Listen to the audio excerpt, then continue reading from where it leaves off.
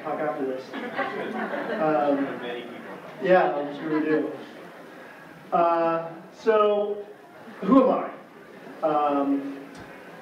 I graduated from Sonoma Valley High School and then went down to UC Santa Barbara, came back, got my teacher credential, did my teaching, actually pre-service at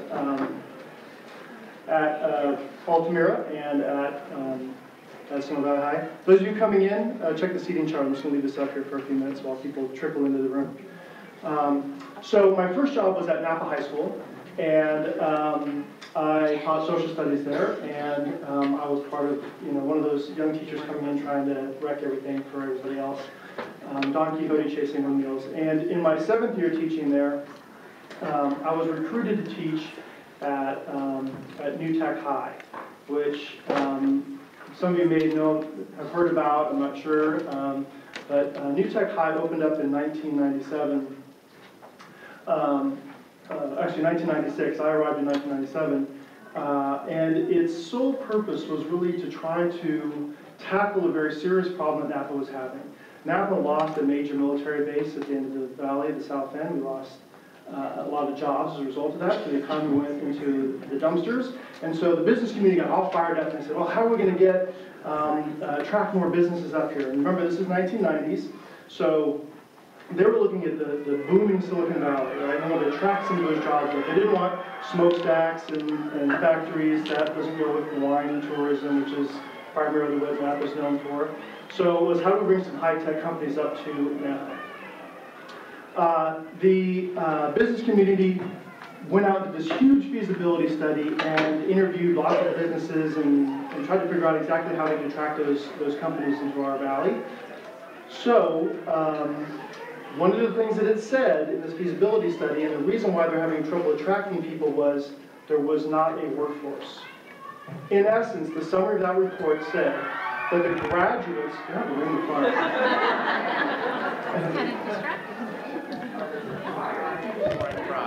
they said the graduates coming out of our schools were ill-prepared for these kind of businesses. On the one hand, they talked about having no technology skills, that they weren't using computers, they weren't coming out of their, they weren't learning to code and all that kind of stuff. So there was that level. And then there's a whole other level which they talked about, which was they don't know how to start their own business. They don't know how to solve their own problems. They don't know how to take care of something without the boss telling them what to do. And so, basically a bunch of passive people that couldn't be in a young upstart company. And so this feasibility study and the business district came to the school board and said, fix it. And the school board said, holy cow, we have no idea how to do this. So they converted an old elementary school site into New Tech High, and that's what it opened up. And from the very beginning, it had a whole bunch of things that were very different. It had one-to-one computing, it had team teaching, it had double-sized classrooms, every kid had an email account, and this is in 1996. Every kid had unfiltered access to the internet. There was no web filters and control. We had no bells, we had no hall passes. Kids could print whenever they wanted.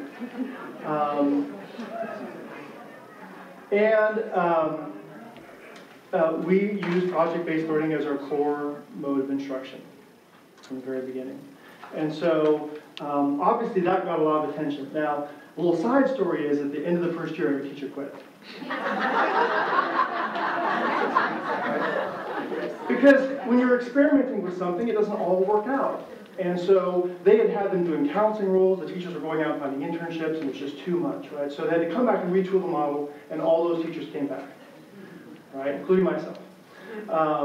So one of the things, the lesson for me is we have to be willing to experiment, we have to try things out, and it's not all going to work right the first time. So anyway, this school gets up and running, and it gets a lot of attention. It gets labeled a model digital high school for the state of California. We start getting a whole bunch of visitors. We create a external group because we couldn't teach with all these visitors that want to come and see the school, so we had to create an external group to handle all the visitors and tours.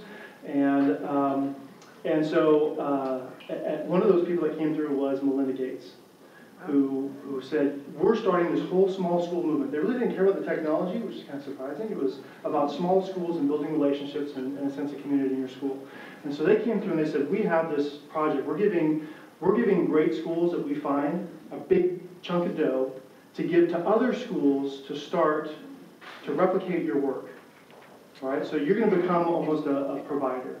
So we started doing that work in 2000, trying to catalog exactly what it was that made all these ingredients work into our school and what got us the success we were getting, and how we could transfer that to another community. And so, so we started off getting a little great, Gates grant money to get that started, and now basically this small organization that used to just give tours is now a very large organization called the New Tech Network. And so we've now got 160 schools that are inside our network all across the country. And you can see some of the regions that are really popular up in the Rust Belt, where Michigan and Indiana, where they know they have to reinvent their economy. They had so much vested in manufacturing, and now they have to do something very different. And this represents there's probably another 60 or so schools that we've worked with that we help transform that are no longer in the network. In other words, our goal is to get these schools sustainable, right? We don't want them addicted to us. We're a nonprofit organization. We want to transform them, and then it should be able to function like you remodel a house. You shouldn't have to keep doing repairs after you do the remodeling. It should be pretty stable. And so if you added up all of our students, we are in the top 100 school districts, actually, in the nation, our network-wide. So we are not a district, we are not a CMO, we don't manage or run these schools, but communities basically come to us and say, you know what, we really like what we saw in Napa or in one of these other schools that they went and visited, and they say, we want to bring that to our community, and then we help them do that. And it can be, I would say, 90% of these are not charters, they're public. We have a couple of private schools, 2 of which are in Australia. Maybe a quarter are brand new. The rest are, we took an existing school and we were able to reconfigure it. Yeah. Are they mostly high schools or? We started off in high school and we've gone down. So so now we're growing the number of middle schools and we have, I think, 6 elementaries now. So it's working its way down. And just go ahead and interrupt me with questions as we go. Sometimes that can be confusing. And just a reminder, I put all these slides up on the shared thing. So you can pull it up, you can look at it when you get home, you can watch it now if you want to, as well as another resource. Okay, so defining characteristics, if I were to kind of summarize or distill what New Tech High does, is that one, we have this culture that empowers. We treat the kids as if they're young adults in a business. So the idea of hall passes and bell schedules and structures like that, it's much more like I've got a meeting at 2 o'clock and it's called U.S. history and I need to be there. And so we don't have the bell schedule. We trust them to find their own way there. There's clocks on their phone, there's clocks on their computer, there's no reason for them not to know what time it is. And if they need to go to the restroom, they can go to the restroom because we treat them like young adults, young professionals. One of the interesting things is statistics show right now that about 50% of kids graduate from college after 5 years, actually. Only 50% make it, and that's our top 25%. And some of that has to do with finances. Some of that has to do with how we're preparing kids academically. But I think a huge piece of this is that we keep kids so well contained and in the lines, right, with bells and times and things to do at the end of the period. And then their parents, of course, have curfews and structures and all that. And then we throw them into a college dorm. Where the only structures are, you're not drinking enough beer, you need to drink more beer, right? So they don't have that self-discipline, they haven't learned it because we've been so busy kind of compartmentalizing them. So what we try to do is give them quite a bit of freedom, make the rules as open as we can without getting in too much trouble. And then when a kid screws up, you pull them aside and you say, okay, what went wrong there? What was your choice? Why did you make it? How are we going to fix this? And we've got whole processes and stuff how we do that. But we establish this very positive culture that empowers students. And we oftentimes joke about the best thing that New Tech does is empower kids, and the worst thing that New Tech does is empower kids. Because they got a voice, and they like to express their opinions. So the next thing is this project-based learning. That is the core of our curriculum. That's how we teach. And I'll spend some more time on that since you guys don't know PBL that well for most of you. And then last one is that technology that enables, is that what you won't see in our schools is kids sitting in the computer lab clicking away at some sort of online worksheet doing tasks.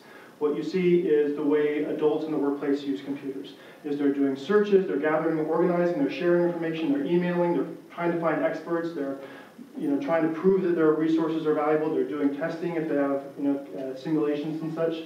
And so it's very much an enabling, not a replacement of old practices. So let's talk a little bit about PBL. People tend to confuse project-based learning with doing projects. And so doing projects, this is how teachers tend to think, is they want to do this really cool project and they think the kids would really enjoy this thing. But in order to do that project, you have to teach them a bunch of stuff. So they have a kind of a traditional unit where they launch it with lectures or activities and homework, and we grade stuff and quizzes along the way and all that kind of stuff. And now we get to the end, we take a big fat test to make sure they learned it. And then we say, all right, now we can go into the project. And so teachers oftentimes experience a lot of frustration because they get the kids into projects and the kids don't understand the connection between the project and what they were learning. And they end up reteaching content, right? And they get frustrated. And plus they say, I've got so many standards I need to cover. How in the heck am I supposed to teach all that stuff and then put a 2-week project on the end of that? All right? One of the big mistakes in this approach is that this whole first section of time, the kids don't have a need to know. And humans really learn only when they have a need to know. Right? Whether you're watching television, you're flipping through your 120 channels, you stop on the stuff that interests you, or whether you're looking at a magazine and you stop on the articles that interest you, humans learn when we have a need to know. And so here, this first part, what we're doing is kind of cramming information into them. And the well-behaved kids and the passive kids kind of continue to do that work and try to, their need to know is I need to get an A because their parents have put that on them. But for the other kids, they're just doing it, right? What project-based learning says is, over here in the project piece is where the need to know comes, so why are you throwing it at the end? Instead, put the project at the very beginning of your unit. You launch everything through the project. And then you have a series of activities that help the kids. So one of the very first things that you do, and we'll talk about this, is you do a know and need to know list. So literally, I give them a big project, and usually it's on a piece of paper or a little video clip or something I found. And then we say, okay, what do you know about the problem? Because there's stuff that they do know. They might know what the deadline is. They might know certain terms. They might know, how many people they have to interview, whatever I set the parameters for the project. And then there's a whole list of things they need to know. And it's from that need to know list that drives everything I do. Does that make sense? I'm waiting until they ask.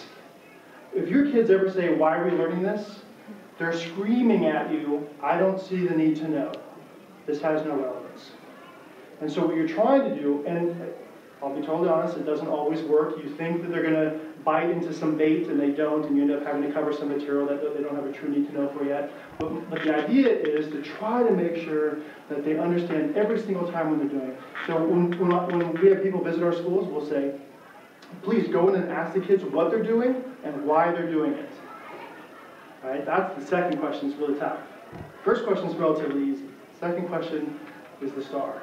So then you do a lot of your traditional activities, stuff that you would do, but you're doing it in response to need to know, and they have this list, and you revisit that need to know as you go through and you cross stuff off. I got this, we can move that over to the know side. Now what's left? What are our big next steps? What do we need to do to figure that out? You have to have benchmarks in the course of the project. Rookie PBL teachers throw out this big project, and then there's no really benchmarks or checks, and at the end the kids are floundering, they throw something together really quick, and it's a disaster, and they brought in parents to evaluate, and they're just embarrassed about what the kids are presenting.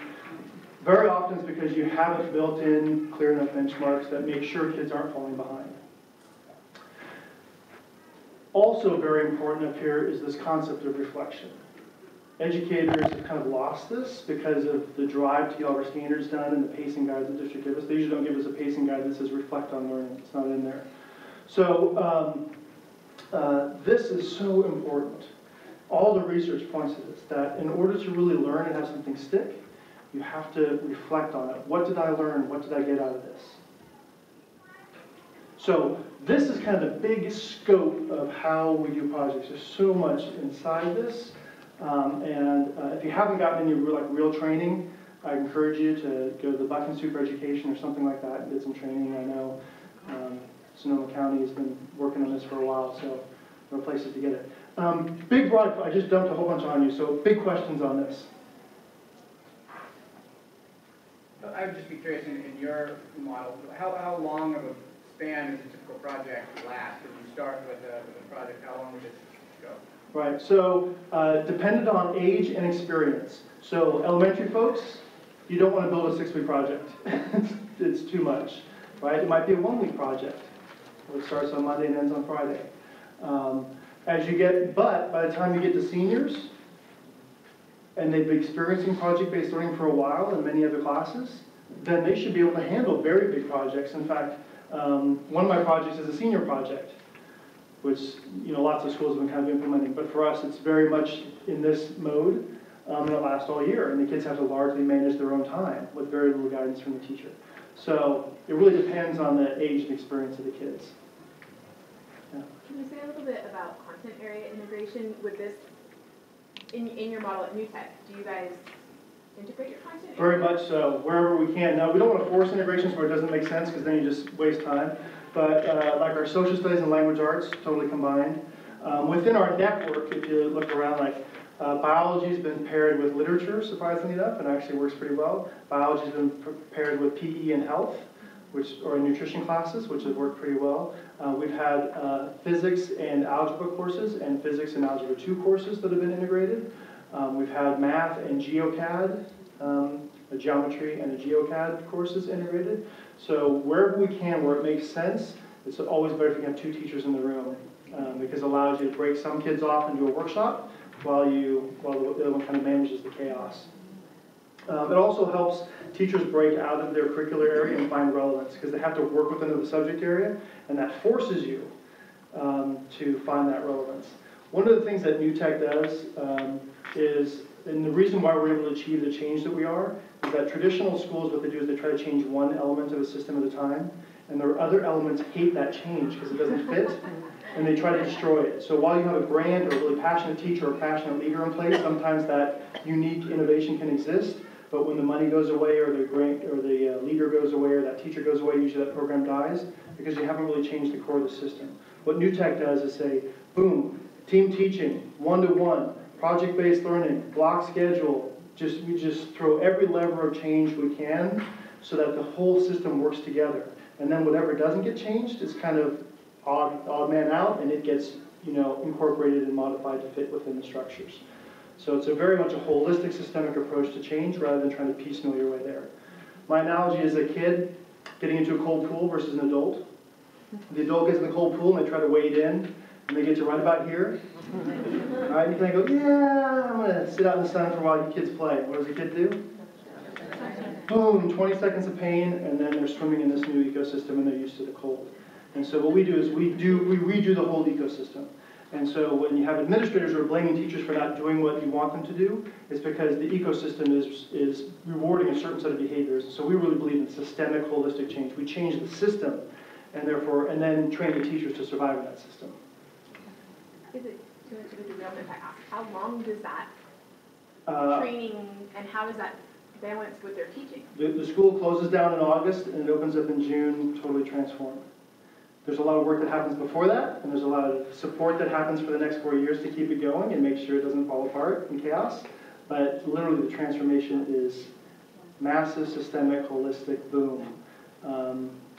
Piecemeal, we found, is you spend an awful lot of money bringing in experts to do training, and then that training disappears, and that initiative disappears, and then you go find another expert for something else.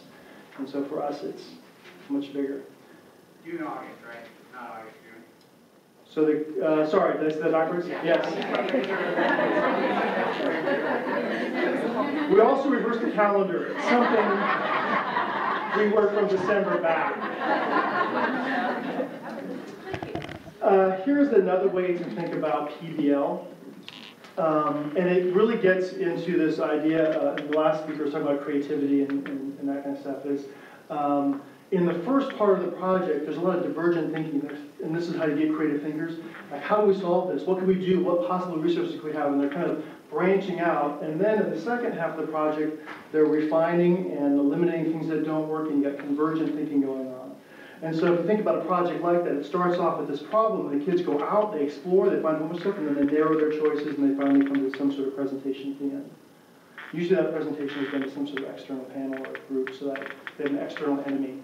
So the best thing about project-based learning is, in a traditional classroom, you start off the unit or the semester with, here's my syllabus, here's how I'll be grading you, right?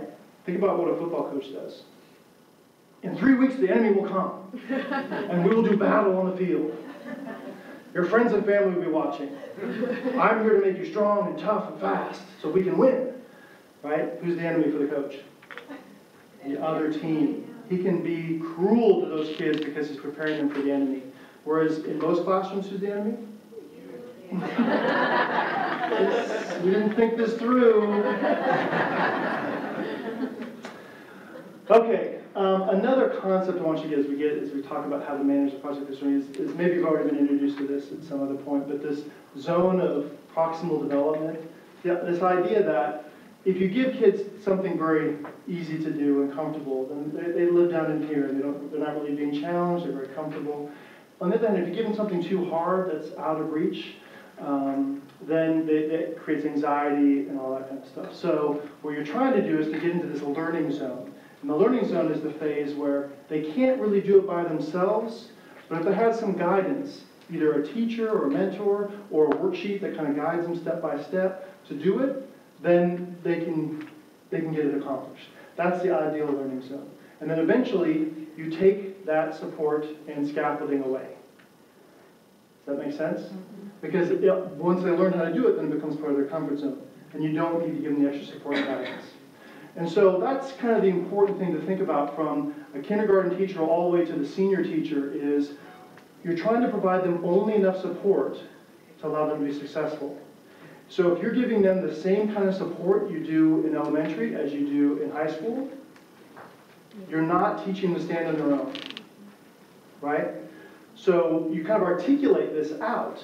Like, how do I map this course of student success by eliminating the things I'm providing, or maybe providing very different things.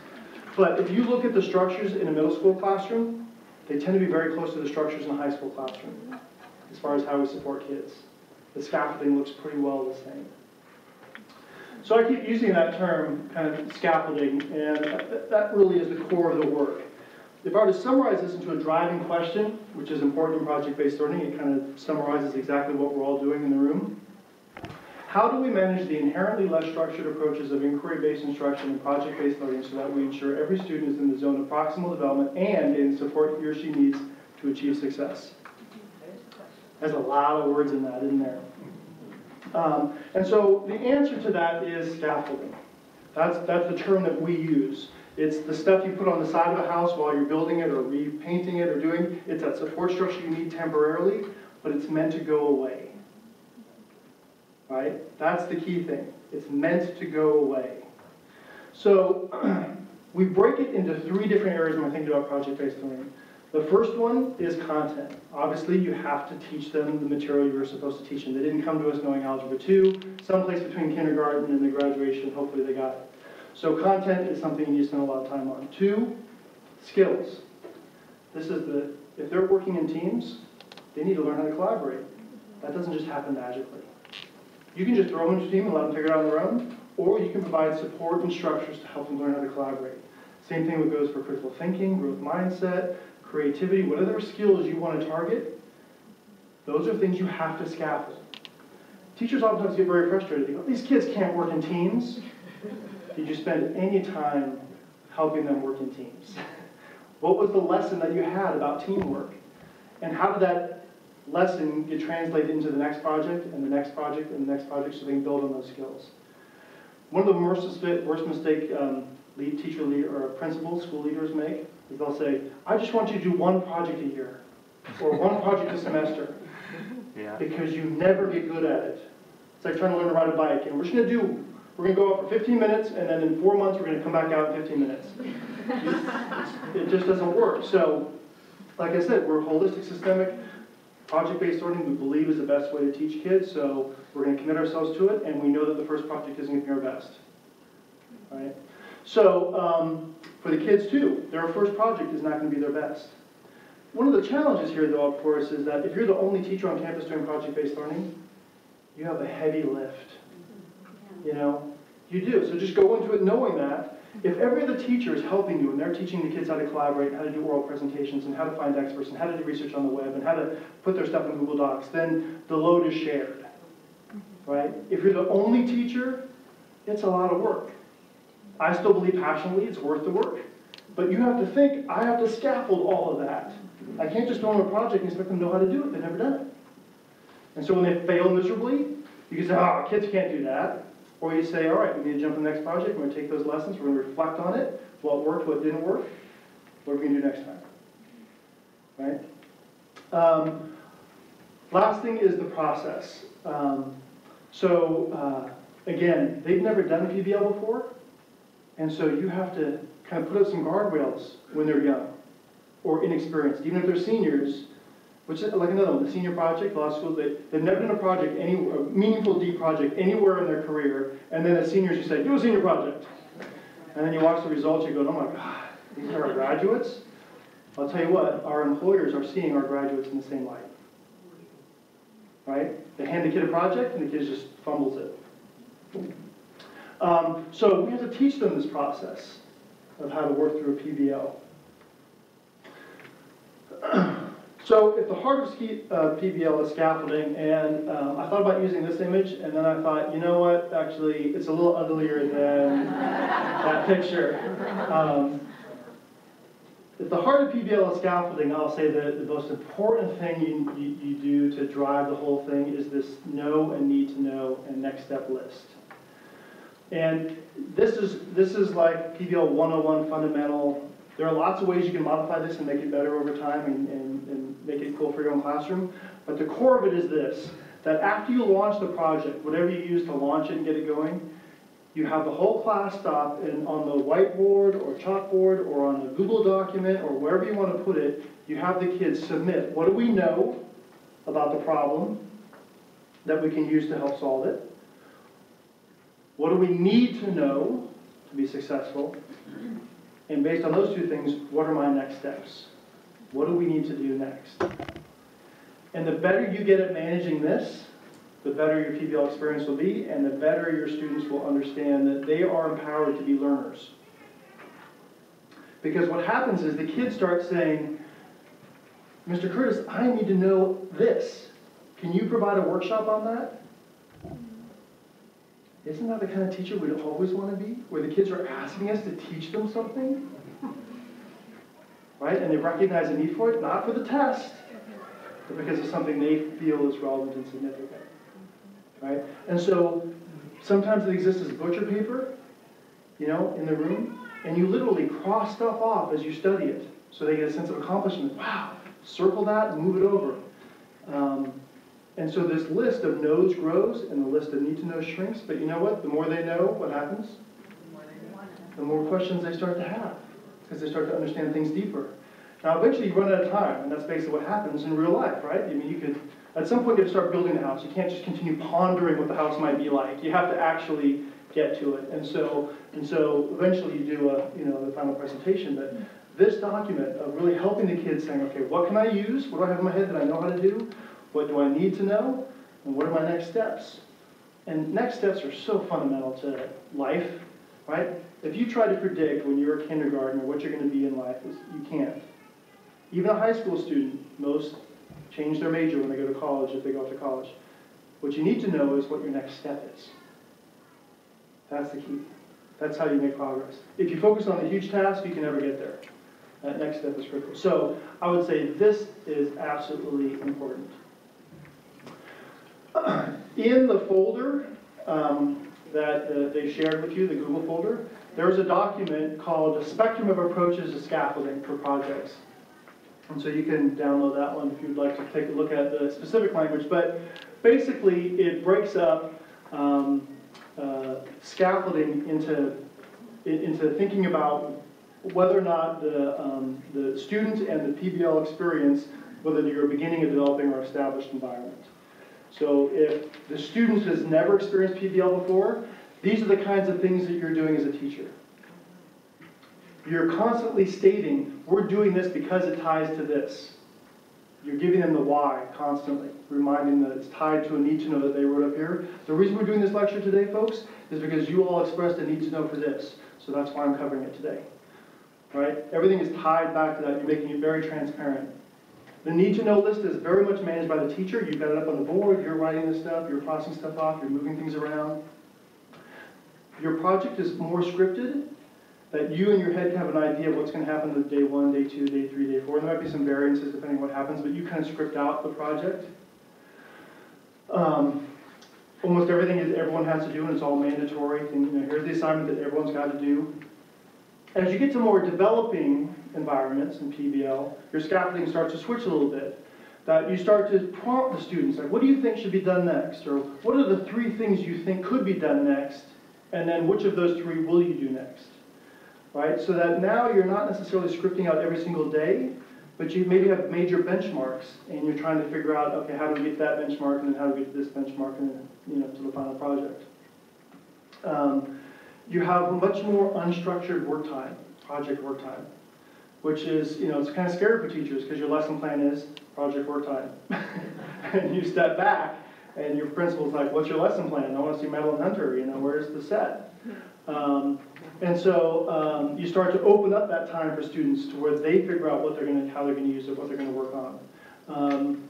You've put in more elements of student choice of what they can choose. Maybe they got 5 different ways they can present this instead of just everyone has to do a PowerPoint. As you get to the established ones, the teacher really at this point is able to become that guide on the side that we all talk about that hardly ever is achieved. When the kids have developed over time through the scaffolding that's being removed, these fundamental skills, the teacher might have very little to do with what's going on in the classroom. They throw this big prompt out, and they throw it onto the kids, and the kids are working in teams. They establish their group, they establish their group roles. If you're a beginner, you might give everybody a group role. Who's going to be the secretary? Who's going to be the general? Who's going to keep everybody in line? Over here, they do that on their own. At the beginning, you might bring in an outside expert that you've identified. Here, they might go and find their own and go and do an interview after school. Right? That you're doing less and less to support their learning, and they're becoming very empowered to control their own learning. Does this make sense? And again, there's lots more details on that sheet if you want to bring it up. Questions on this?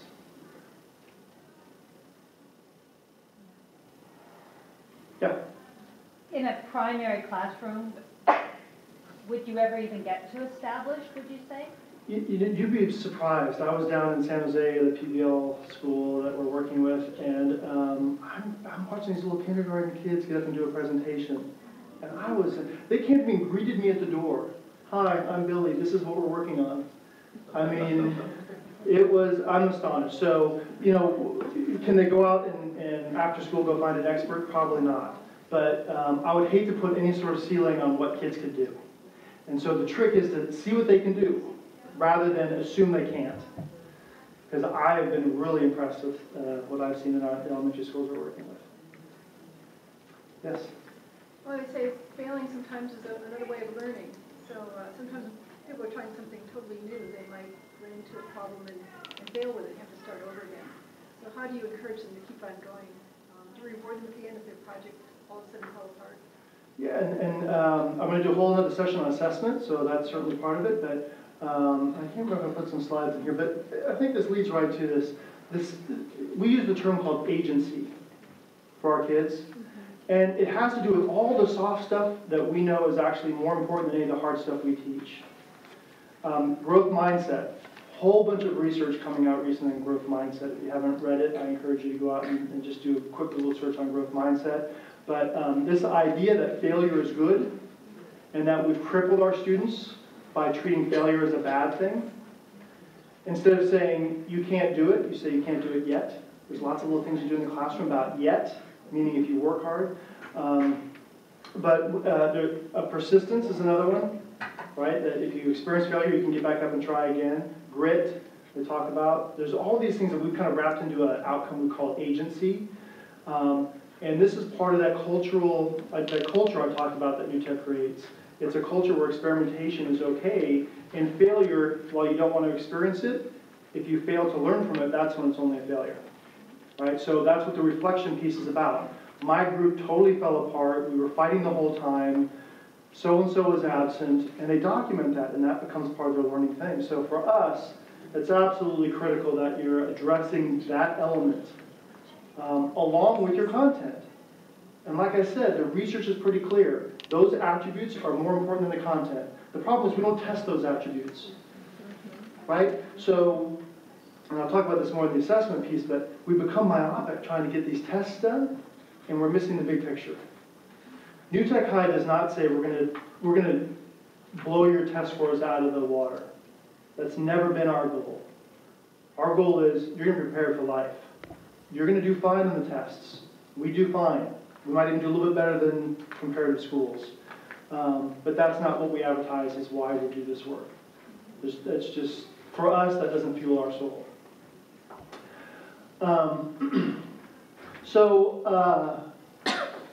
If we think about some tasks that you would do to scaffold the content, right? It's broken also into which phases of the project. So at the beginning, having a strong entry document with those little breadcrumbs in the entry document that gets them thinking, oh, I don't know that term. I need to put that in the need to know. Or I need to understand that process. I better put that in the need to know. So those breadcrumbs start that conversation about the content. Having rubrics where you put in clear content outcomes that you want also feeds in the no need to know list. Putting together resource libraries where the kids can go either, that big table of books that sometimes in elementary school you do. You say, here's a bunch of stuff you can look at. Or if you're in a digital world, you put together 10 top websites that can get you started on this. That's where they can start to get started on their content. So you're, again, scaffolding their focus so they're not just swimming around in the internet hoping to find something. In the middle of the project, you get a little more structured. You might have workshops, which for us incorporates lectures, but it doesn't have to. Very often what I might do is give a quiz at the very beginning of the period. I'm not going to grade this quiz. I'm just going to give it. And I'll say, anyone who didn't get at least a 7 out of 10, I want you to come over here and we're going to do a little workshop. That way I'm not dragging the whole rest of the class through a lecture when I just need to provide some specific support to some kids. Right? Again, with project-based learning, you can be incredibly differentiated compared to a traditional classroom because kids are getting support where they need it. If you don't treat the whole class as one big unit, if you break them into groups. So, bringing in those experts, taking them out to community things, giving them field trips or whatever, if you can do that. If not, you bring the community in. There's so many community groups out there that would love to interact with students that we don't take advantage of. Doing your labs and experiments. Important thing for science is you have to move away from the recipe labs, which are those labs which you know what the outcome is going to be because it's step A, step B, step C, and everyone should have the same thing. If your beaker is blue instead of green, then you did something wrong. And more of true labs and experiments where you let them try to figure out what should happen. And then your traditional readings and homework are all stuff that we already do, but this is no new techniques in any of this, other than try to get them to ask you for it before you give it to them. Try to create that need to know so that when you assign them something, they don't go, why are we doing this? They see that connection. And then at the end, you want to have them do drafts and review drafts. The more iteration you can give them time to do, where they put something up and they get feedback and then they go back and fix it, the better. Again, pretty clear research, and that's part of that learning thing too. That the first time you do something isn't done, but most kids write the research paper right before it's due, and there's been no drafts. And language arts teachers want to see drafts, and the rest of us should as well. If we talk about the skills that we want to scaffold, right, how do we support the skill set? Early on, you might be teaching literacy with some vocabulary work, with some new terms you're going to be using in this project. You might teach them how to do research and talk about what the value of encyclopedia is and also Wikipedia and what the dangers of Wikipedia are, right? We don't ever say don't use Wikipedia. We tell them how to use it, right? So how do you help them find those resources on the web and do that research? How do you help them collaborate? Collaboration is one of the #1 skills employers are looking for, and we spend almost no time helping kids to do that well. #1, it's almost in all sorts of surveys, it's rated very highly. So how do we help them collaborate? Like a really good example here is we have contracts. Every group writes a contract. Well, at the beginning, when they don't have much experience in PBL, we give them templates about how they're going to work together. They exchange phone numbers and emails. When do I like to be contacted? If I'm doing something wrong, how do I like to be told about this? Am I available before school or after school? Right? And they hold each other accountable. We allow them to fire people in their group. And then the kid has to do it on his own. But their contract has to have clear warnings and steps that take place before the person is fired. Another great thing about project-based learning is when kids are young, they gravitate towards adults and they want to please adults. And right around middle school, things change. And they want to please their peers. And that's where project-based learning is really powerful, because now they're in their groups, and if they don't turn their homework into me as a high school teacher, no one cares. And in fact, some of the kids are happy about it because it lowers the grading curve. But if their team doesn't like it, and the team gets on their case, really changes the dynamics of peer pressure in the classroom. So, other things, being able to do critical thinking and analysis, helping them do that analysis, because you have to weigh different options, and what are the tools you can do that? There's Venn diagrams, all sorts of org charts that you can help them. Again, it's stuff that we do, but we're thinking about it in a very specific way. Like, how do I scaffold this so that they have the skill, and then I don't have to teach it again? It might take 3, 4, 5 times to do it, but by the time we're seniors, they know what a Venn diagram is and when to use it. Using time efficiently, obviously, organizing their information, these are all just fundamental skills that if you're going to tackle PBL, you have to remember you have to support them when they're young and inexperienced. And then lastly, the process. So, again, that entry document is so important, so it's on all 3 slides. It's what launches the project, and it's hard to course correct after you do the project launch, so you want to spend an awful lot of time on that project design work.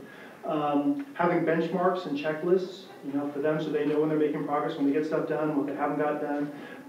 Especially when you get towards the end, having peer reviews where the kids take the rubric. This is one thing I don't understand is teachers oftentimes keep the rubric until the end. It's not a test. A rubric is something that describes what your expectations are. You give it to them on day 1. It's right there with the entry document. Here's how you're going to be assessed, so they know what's coming. So having them do peer reviews of each other's work using rubrics is a great way to support the process. I've seen teachers that put big progress charts up on the board, and they put each of the benchmarks and each of the team names, and then they, like a horse race, right? They check off when they met the benchmarks so that groups can look up and go, oh my God, we're 2 boxes behind everybody else, we're in trouble, right? So that could be a way. Some teachers use shared folders. Sometimes they have the kids turn in all their documents, especially for young kids, into a folder at the end of the day.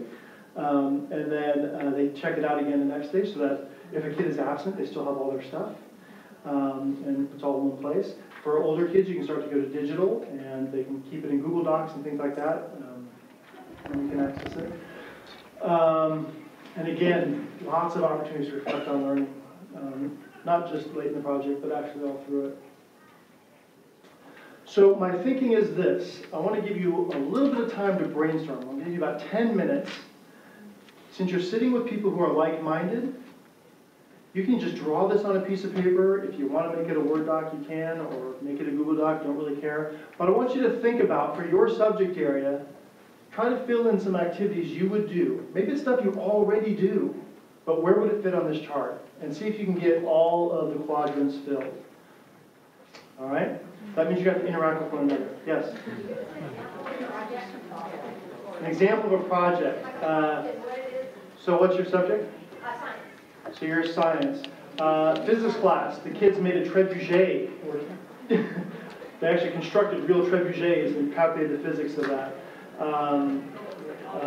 For a biology project, we had kids go out and sample the viruses that were on trees in their community and actually discovered a new virus that had never been discovered. It was a virus that they knew existed in other parts of the world, but not in their community. So they could help? Okay. Okay, so find a partner or 2 or 3 and see if you can create something like this where you've got an activity. Bring up something you've done in the past, something you think might work. Share ideas. Give you 10 minutes.